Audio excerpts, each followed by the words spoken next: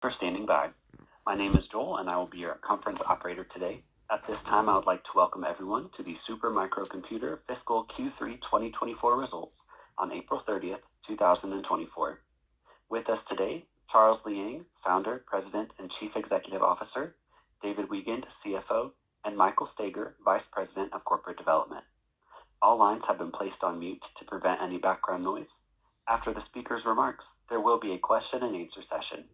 If you would like to queue for a question during today's call, you can do so by dialing *1. Thank you. Good afternoon, and thank you for attending Supermicro's call to discuss financial results for the third quarter, which ended March 31st, 2024. With me today are Charles Liang, Founder, Chairman, and Chief Executive Officer, and David Wiegand, Chief Financial Officer. By now, you should have received a copy of the news release from the company that was distributed at the close of regular trading and is available on the company's website. As a reminder, during today's call, the company will refer to a presentation that is available to participants in the Investor Relations section of the company's website under the Events and Presentations tab. We have published management's scripted commentary on our website. Please note that some of the information you'll hear during our discussion today will consist of forward-looking statements, including without limitation, those regarding revenue, gross margin, operating expenses, and other income and expenses, taxes, capital allocation, and future business outlook, including guidance for the fourth quarter fiscal year 2024 and the full fiscal year 2024. There are a number of risk factors that can cause Supermicro's future results to differ materially from our expectations. You can learn more about these risks in the press release we issued earlier this afternoon, our most recent 10-K filing for fiscal 23, and our other SEC filings. All these documents are available on the Investor Relations page of Supermicro's website. We assume no obligation to update any forward-looking statements. Most of today's presentation will refer to non-GAAP financial results and business outlook. For an explanation of our non-GAAP financial measures, please refer to the accompanying presentation or to our press release published earlier today. In addition, a reconciliation of GAAP to non-GAAP results is contained in today's press release and in the supplemental information attached to today's presentation. At the end of today's prepared remarks, we'll have a Q&A session for sell-side analysts to ask questions. I'll now turn the call over to Charles. Thank you, Michael, and good afternoon, everyone. We achieved another record-breaking quarter with a revenue of $3.85 billion, a 200% increase from the same time last year, and the non-GAAP earnings per share of $6.65, up more than 308% year-on-year. Supermicro is at the forefront for the current AI revolution. These strong results reflect the continued demand for our rack-scale, plug-and-play total AI solutions. We continue to face some supply chain challenge due to new products that require new key components, especially liquid cooling, DLC-related components, and believe this situation will gradually improve in the coming quarters. To sustain this rapid growth, we are making significant investment in production, operation, management software, cloud features, and customer service to further increase our customer base and bring more value to them. To support this scale up, we raised an additional $3.28 billion through a convertible note and secondary equity offering in the quarter. We'd like to support strong short and long-term growth with minimal equity dilution. Overall, I remain optimistic that AI growth will continue for many quarters, if not many years to come. We have long recognized that AI is accelerating the need for liquid cooling, and we have invested heavily into high-quality, optimized direct liquid cooling DLC solutions for high-end CSP and NCPs. With GPU reaching 700 watts and soon more than 1,000 watts, efficiently managing the heat from this AI system has become critical for many customers, especially at the new data centers. I am pleased to announce that our new DLC liquid cooling, building block, and rack scale total solution technology are finally fully ready for high volume production.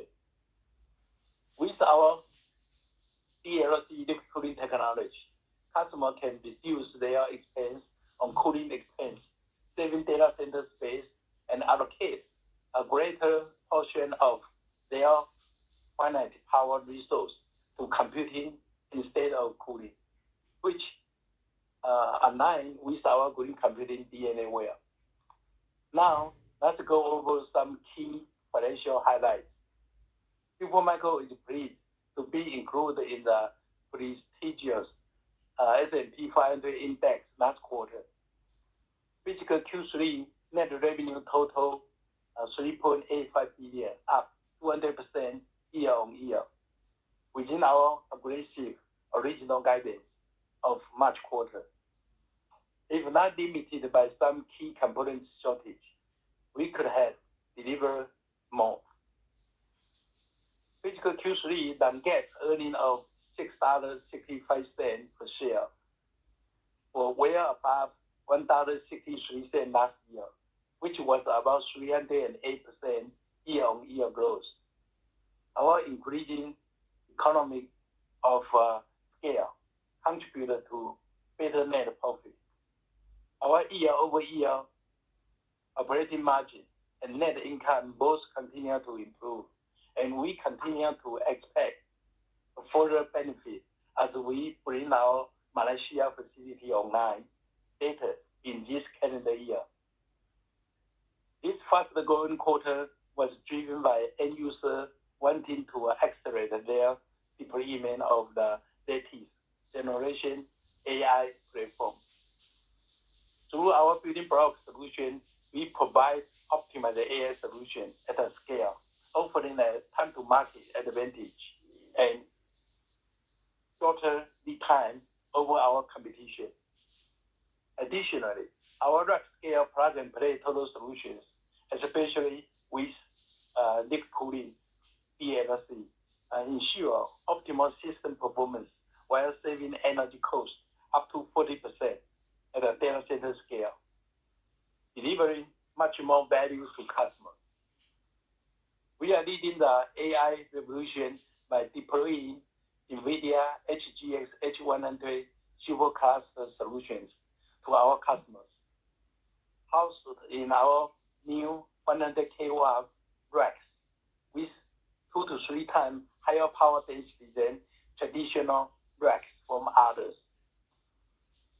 At NVIDIA GTC last month, we unveiled our next generation Blackwell products, including the GB200 NVL72 solutions. To further grow our AI portfolio, we are now strongly focusing on delivering new generative AI and inferencing optimized systems based on the upcoming next generation NVIDIA H200, B100, B200, GH200, and GB200 GPUs, as well as Intel Gaudi 2, Gaudi 3, and AMD MI300X and MI300A GPUs. Most of them support both air cooling and DLC cooling. As Supermicro is transitioning to our next generation of X14 and H14 product lines, featuring the industry's broadest SKUs of Intel Xeon 6 processor-based and AMD Turing-based platforms, we are fully ready for high-volume production and offer early online access for testing and validation through our Jumpstart cloud service. Meanwhile, our X14 and H14 storage solutions are addressing the specific requirements of accelerating the AI data pipeline with partners like Vika and Vest Data, and many others. The rapid growth of our business is raising the complexity to scale out capacity. Our production team are making aggressive progress on retrofitting the new Silicon Valley facility and scale up our Taiwan, and Malaysia factories.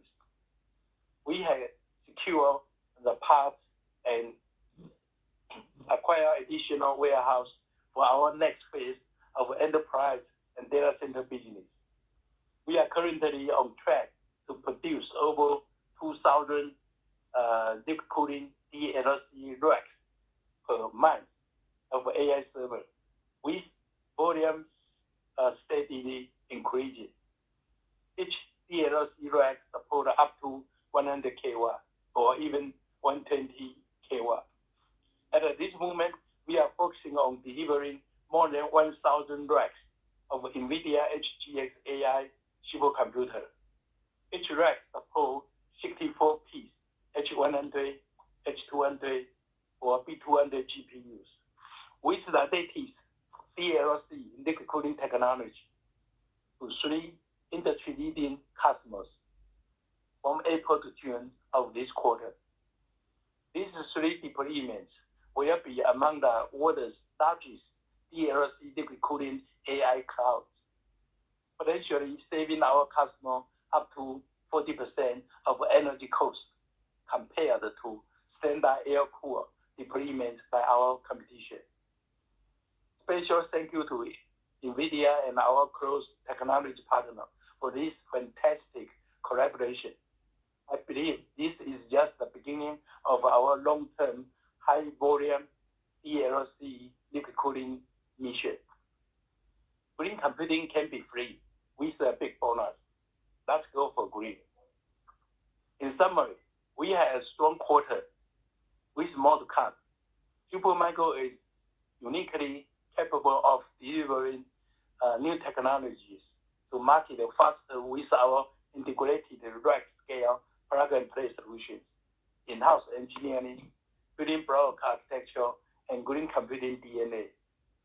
With a robust pipeline of new products in calendar year 2024, we are confident fiscal Q4 revenue will be in the range of $5.1 billion to $5.5 billion.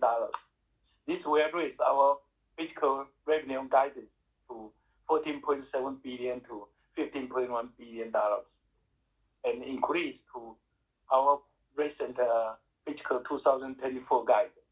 We continue to win market share and remain committed to executing our growth plan across all verticals. This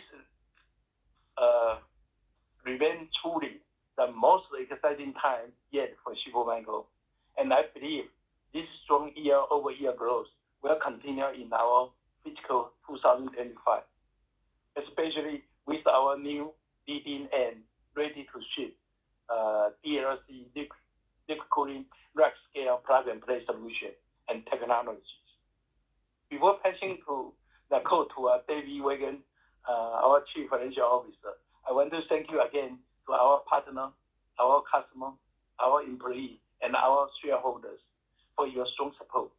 David. Thank you, Charles. Fiscal Q3 2024 revenues were $3.85 billion, up 200% year over year and 5% quarter over quarter. Q3 growth was again led by AI GPU platforms, which represented more than 50% of revenues, with AI GPU customers in both the enterprise and cloud service provider markets. We expect strong growth in Q4 as the supply chain continues to improve with new air-cooled and liquid-cooled customer design wins.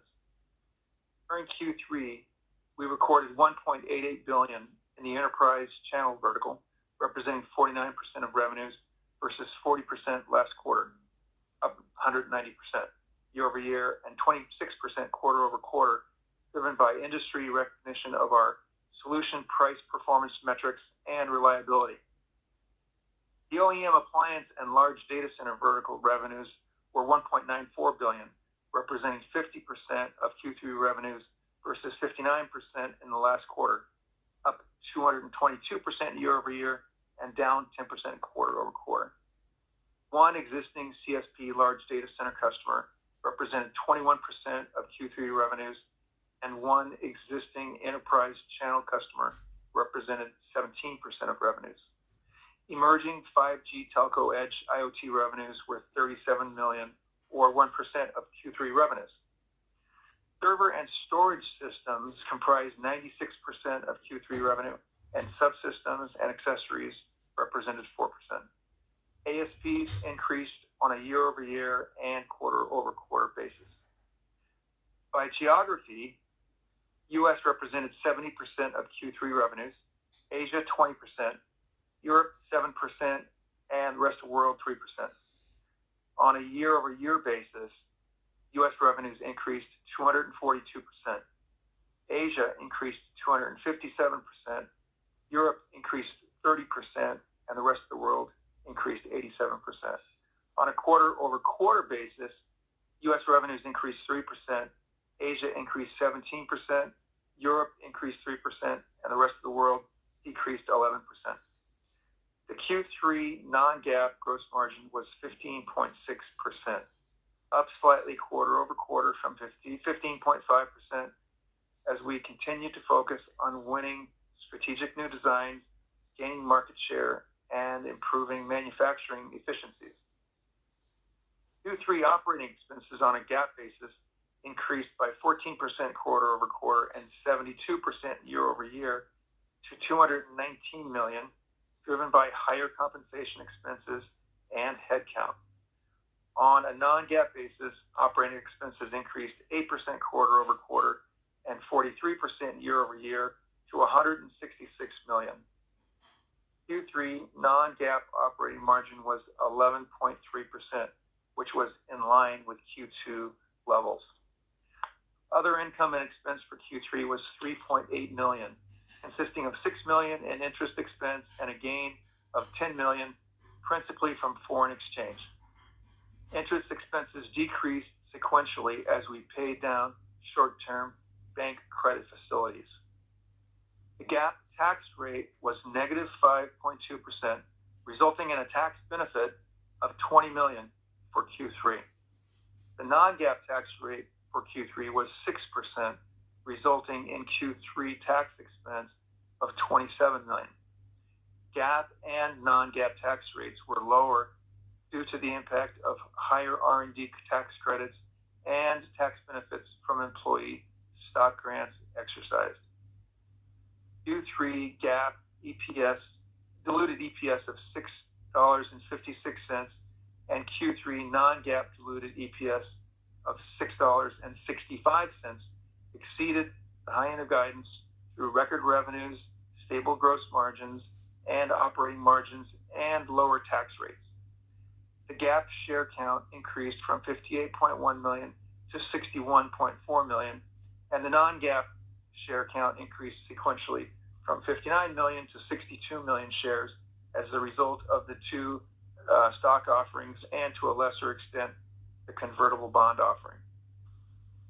Cash flow used in operations for Q3 was $1.5 billion, compared to cash flow usage of $595 million during the previous quarter, as we grew inventory and accounts receivable for higher levels of business. Cash flows from strong profitability was offset by higher inventory, a large portion of which was received late in Q3, and higher accounts receivable from increasing revenues. Our Q3 closing inventory was $4.1 billion, which increased by 67% quarter-over-quarter from $2.5 billion in Q2 due to the purchase of key components. CapEx was $93 million for Q3, resulting in negative free cash flow of $1.6 billion for the quarter. During the quarter, we raised $1.55 billion from a zero-coupon, 5-year convertible bond offering due in 2029, net of underwriting discounts and offering expenses. We also raised approximately $1.73 billion in net proceeds from the sale of 2 million shares at a price of $875 per share. Proceeds from these transactions will be used to strengthen our working capital, enable continued investments in R&D, and expand global capacity to fulfill strong demand for our leading platforms. The closing balance sheet position was $2.1 billion, while bank and convertible note debt was $1.9 billion, resulting in a net cash position of $252 million versus a net cash position of $350 million last quarter. Turning to the balance sheet and working capital metrics compared to last quarter, the Q3 conversion cycle was 96 days versus 61 days in Q2. Days of inventory increased by 25 days to 92 days compared to the prior quarter of 67 days due to key component purchases for higher expected Q4 revenues. Days sales outstanding increased by 8 days quarter over quarter to 37 days, while days payables outstanding decreased by 2 days to 33 days. Now turning to the outlook for Q4. We expect strong growth as the supply chain continues to improve with new air-cooled and liquid-cooled customer design wins. For the fourth quarter of fiscal 2024, ending June 30, 2024, we expect net sales in the range of $5.1 billion to $5.5 billion, GAAP diluted net income per share of $7.20 to $8.05, and non-GAAP diluted net income per share of $7.62 to $8.42. We expect gross margins to be down sequentially as we focus on driving strategic market share gains. GAAP operating expenses are expected to be approximately $226 million and include $55 million in stock-based compensation expenses that are not included in non-GAAP operating expenses. The outlook for Q4 of fiscal year 2024 fully diluted GAAP EPS includes approximately $30 million in expected stock-based compensation expenses, net of tax effects of $28 million, which are excluded from non-GAAP diluted net income per common share. We expect other income and expenses, including interest expense, to be a net expense of approximately $8 million. The company's projections for Q4 GAAP and non-GAAP diluted net income per common share assume a GAAP tax rate of minus 2.9%, a non-GAAP tax rate of 2.6%, and a fully diluted share count of 64.8 million for GAAP and 65.3 million shares for non-GAAP. We expect CapEx for Q4 to be in the range of $55 to $65 million. For fiscal year 2024, ending June 30, 2024, we are raising our guidance for revenues from a range of $14.3 billion to $14.7 billion to a range of $14.7 billion to $15.1 billion, and establishing guidance for GAAP net income per diluted share of $21.61 to $22.46, and non-GAAP net income per diluted share of $23.29 to $24.09. Our projections for GAAP and non-GAAP net income per diluted share assume a tax rate of approximately 3.6% and 9.2% respectively, and a fully diluted share count of 61.2 million shares for GAAP and fully diluted share count of 61.8 million shares for non-GAAP.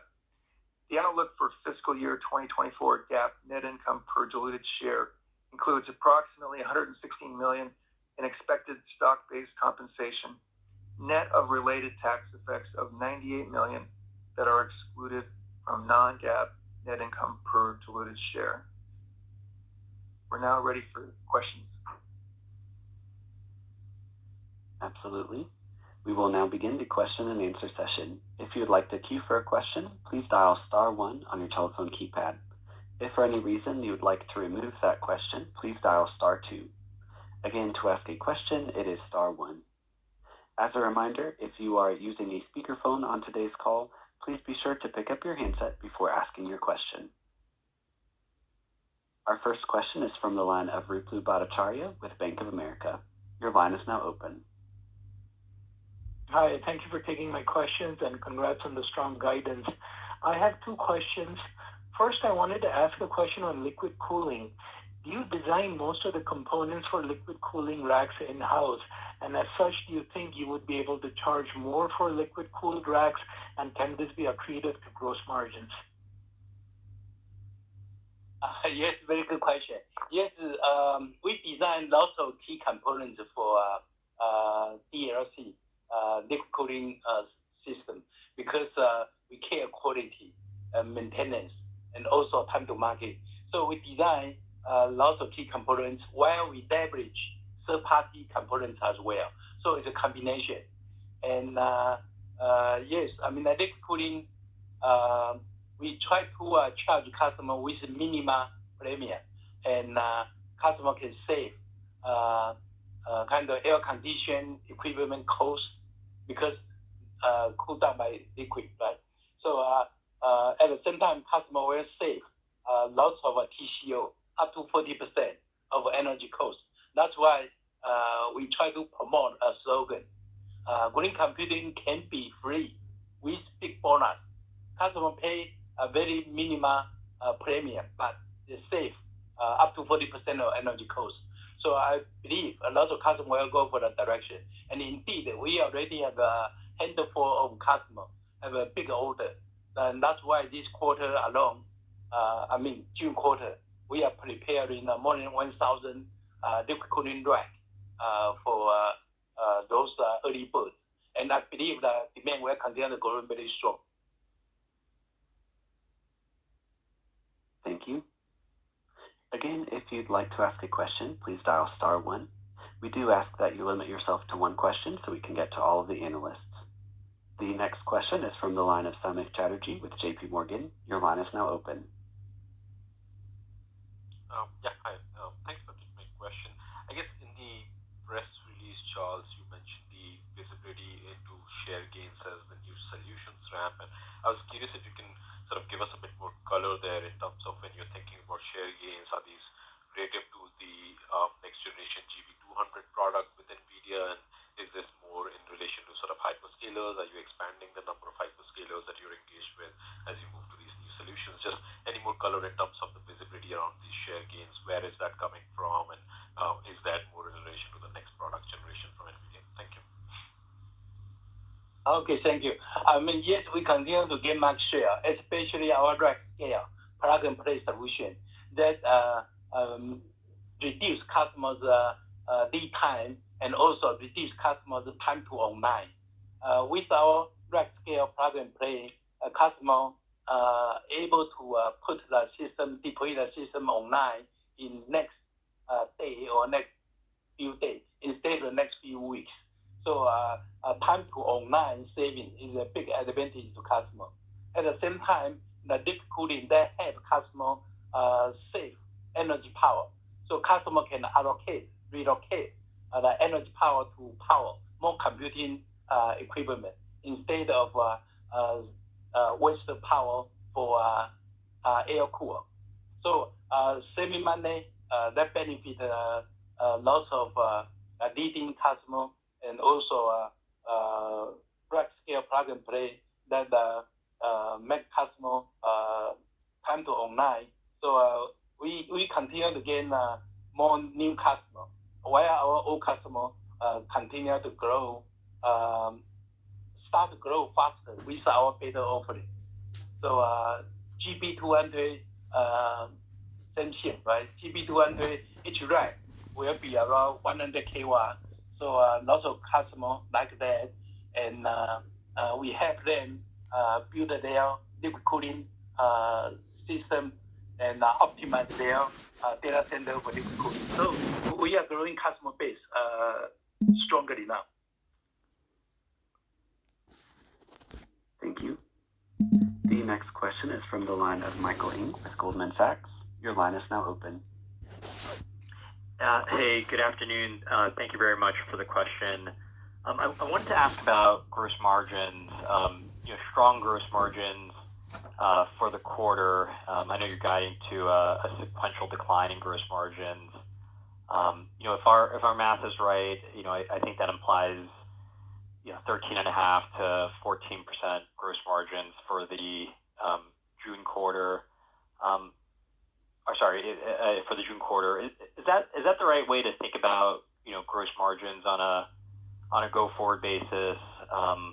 Do you still feel comfortable with the prior 14 to 17% long-term gross margins? And any comments just around AI server gross margins in general, and if there are any ancillary services and support that can help improve the margins on just the product sales? Thank you very much. Yeah, so our target is still 14 to 17. If you look at our guide for Q2, for Q3, we actually guided slightly down, and we ended up slightly up. And so it's very hard to guide exactly on the margins. There is a range, and in fact, I think the guide inside of the models last time was even more conservative. So I would say we build conservatively, and then seek to overachieve. So I think if you look at our guide for revenue and for OpEx, you'll be able to determine our guide there. But our target is definitely to stay in the 14 to 17 range.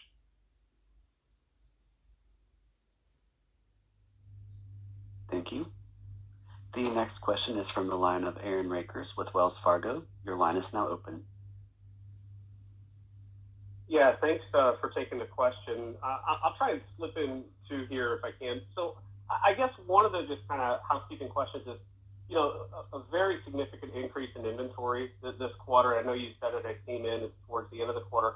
How do we think about the trajectory of inventory as the supply comes on? Do you expect inventory to stay at this level? Do you expect it to start to come down? I'm just kind of curious to how we think that flow through kind of looks as you take on more supply. And then just a quick housekeeping thing too is that the 21% customer you referenced in the prepared remarks, is that the same large customer you had last quarter, or how has that evolved? Thank you. Two reasons we had to increase inventory. One is because Q4, June quarter, we will have a strong revenue growth. Second reason, because we preparing for high volume liquid cooling. Again, we have more than 1,000 of 100K watt liquid cooling rack. We had to ship to customer in Q4, and liquid cooling, as you know, is pretty new, so we had to prepare enough inventory so that we can deliver liquid cooling rack scale product to customer on time or with minimum lead time. So both factor indeed is a positive factor role. And with our economic scale continue to grow, indeed our inventory average day indeed will slightly improve.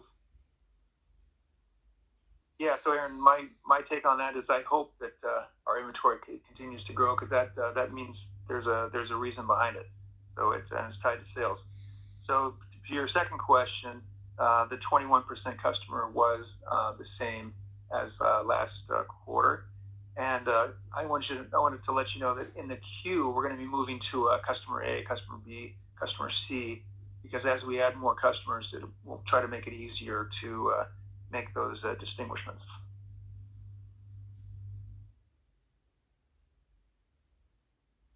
Thank you. The next question is from the line of George Wang with Barclays. Your line is now open. Oh, hey guys, congrats on the strong June guide. I'd like to put in two parts. Quickly, just not asking for specific guidance for FY25 or the September-December quarter, but any sort of high-level kind of color you can provide just to think about how to model the September-December and also the FY25. And also kind of related, can you pass out kind of utilization, in the March quarter, and also kind of what's the expected utilization kind of cadence, for the next few quarters? Yeah, as you know, we have a lot of new product coming soon, right, to support NVIDIA H200, B100, B200, GB200, and AMD MI 300, and Intel Gaudi 2, Gaudi 3. So we have a lot of new product already, and plus liquid cooling, DLC. We are ready to ship a high volume product. So for sure, fiscal year 25, for September-December quarter, we will have a strong growth, and I believe this strong growth will continue for many quarters to come, if not many years. I believe it will be many years. Thank you. The next question is from the line of Ananda Barua with Loop Capital. Your line is now open. Yeah, thanks guys for taking the question. Really, really appreciate it. And Charles, let me maybe the remarks you made a moment ago about the strong ongoing growth. Could that mean that you could also grow sequentially from this point forward for a little bit, just given the market share gain opportunities, the components coming online that you talked about in the new products? Any context on way to think about sequential growth, sort of in the coming quarters would be helpful as well. Thanks. Yeah, as you know, traditionally in last 10 years, right? I mean, September quarter and March quarter always our start quarter. But now with AI demand growing so strong, so we basically are able to grow sequentially. So although March and September still a little bit weak, but basically because of strong AI growth and our market share growing, so the sequential growth will become the normal. And basically, I mean, we have even better technologies than before ever, and now economic scale become much bigger. Malaysia campus production will be ready by end of this calendar year. So we see lots of positive factors to grow our business.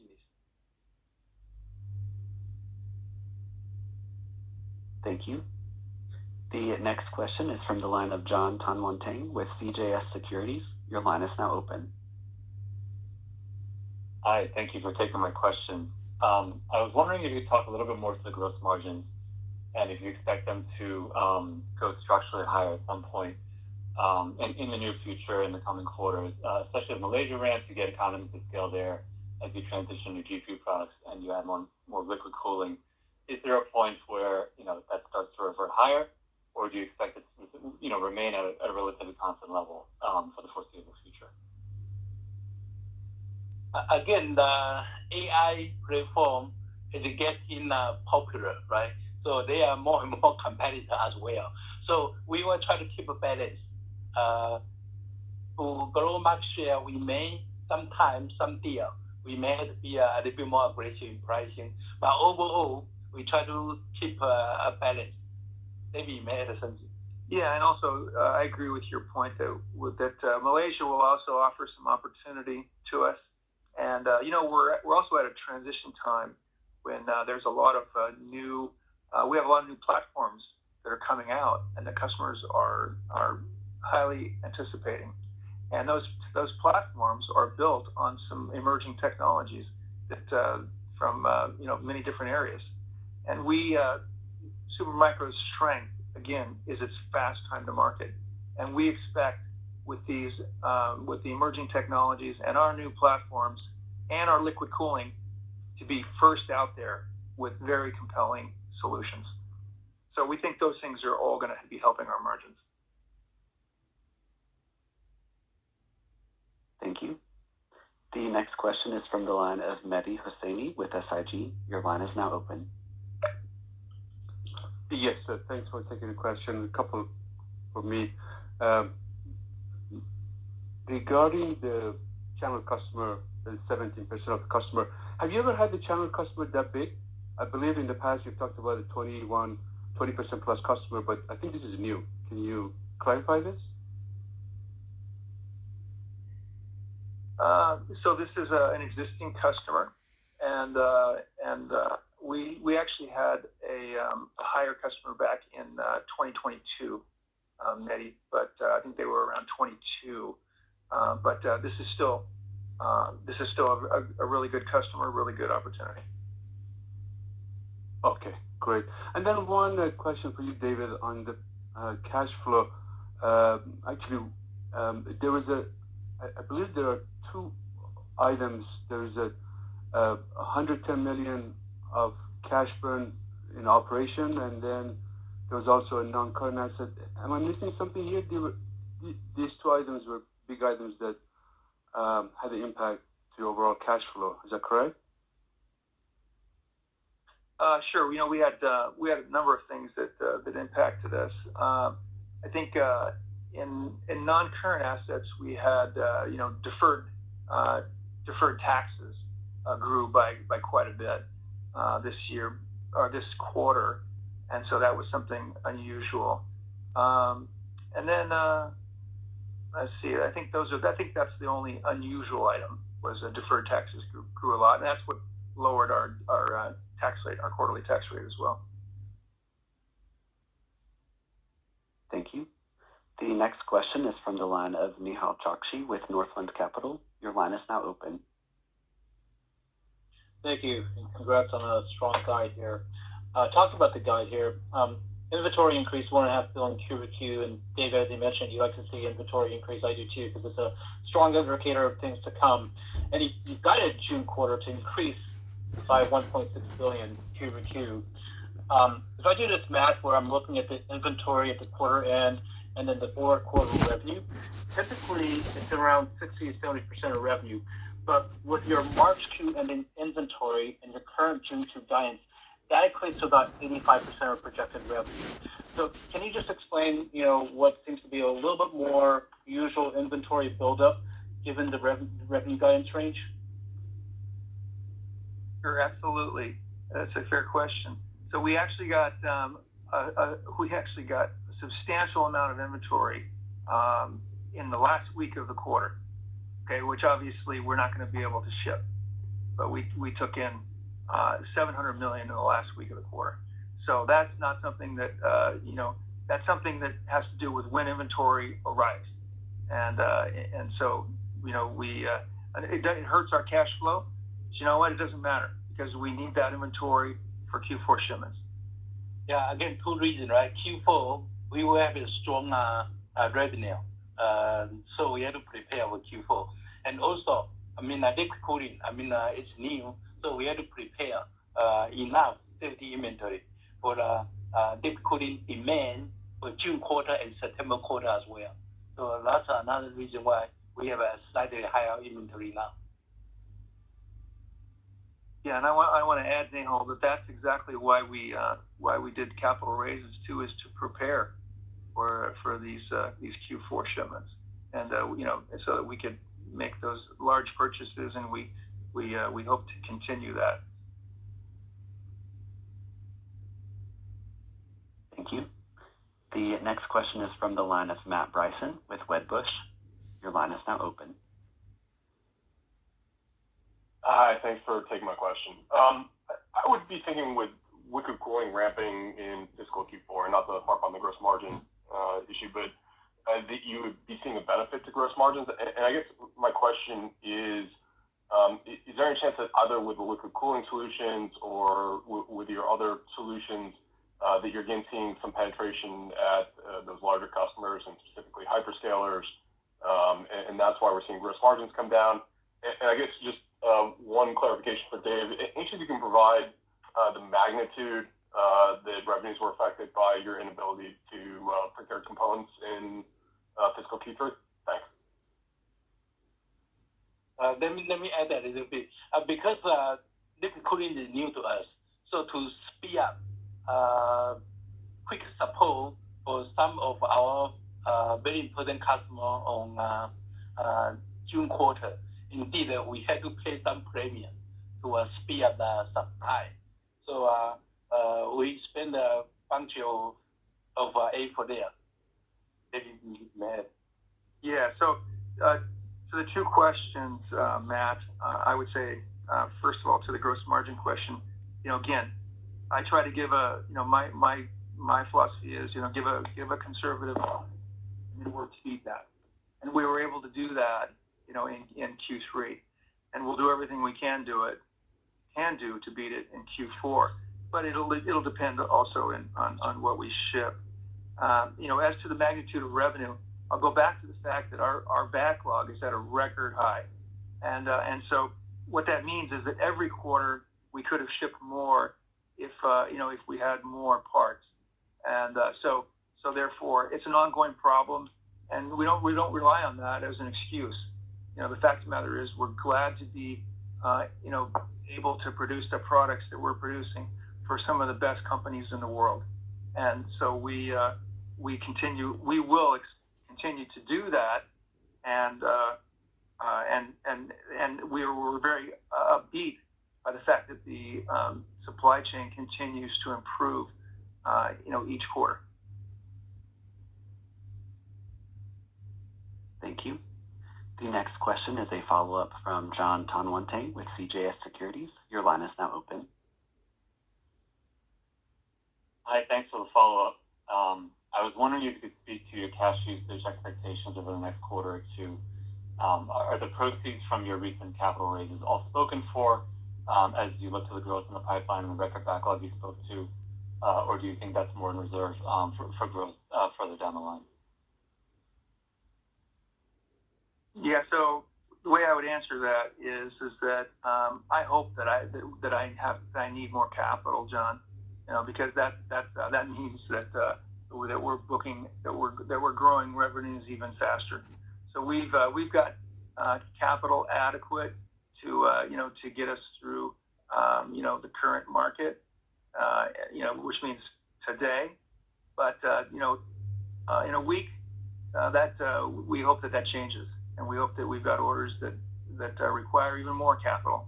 So all I can say is I hope that I'm hoping for the needs for more capital. Yeah, we believe our revenue will continue to grow strong, and that's why we need more capital to grow faster.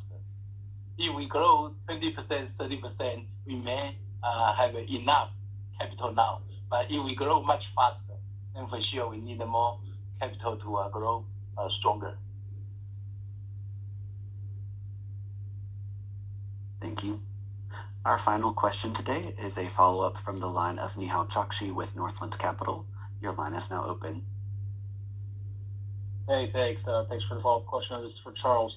Charles, with the capital base that you have now, and I hear you, Dave, that you hope that you will need more capital, but with the capital base that you have now, technology advantage that you've always had, that you've added to, is there anything else that you need in order to become the number one server vendor? Yes, indeed, our plan is very ambitious. Let me use that word. We have a very ambitious plan, so we try to continue to grow very strong, kind of 3 times to 5 times faster than the industry average. So when that case happens, and we believe so, we hope so, then for sure we need more capital. Thank you. Thank you. With that, thank you. See you next quarter. Thank you. That concludes today's conference call. Thank you all for your participation. Have an excellent rest of your day.